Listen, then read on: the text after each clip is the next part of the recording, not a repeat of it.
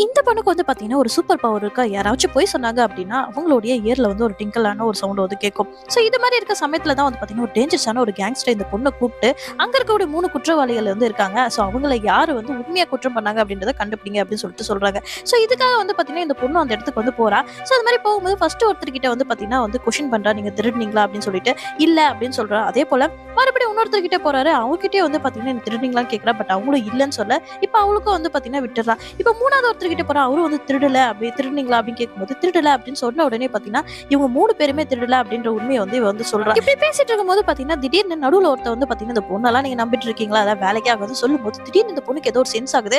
இப்ப இவர்கிட்ட வந்து நான் கொஸ்டின் கேட்கலாம் அப்படின்னு கேட்கும்போது பார்த்தீங்கன்னா, பாஸ் வந்து ஒத்துக்கிறாரு. சரி ஓகே இவன கேளு அப்படின்னு சொல்லும்போது பார்த்தீங்கன்னா, இவர்கிட்ட வந்து நீ திருடுறீங்களா அப்படின்னு கேட்கும்போது, இல்லன்னு அவன் சொன்ன உடனே பார்த்தீங்கன்னா, இந்த பொண்ணோட காதுல அந்த சென்ஸ் வந்து பார்த்தீங்கன்னா, அப்படியே வந்து ஒர்க் ஆகுது. இப்ப வந்து அவர் சொல்ற இவர் தான் அந்த வந்து திருடுனது அப்படின்னு சொன்ன உடனே பார்த்தீங்கன்னா, இந்த கேங்ஸ்டர் அவன சாகடிச்சிடுறாரு.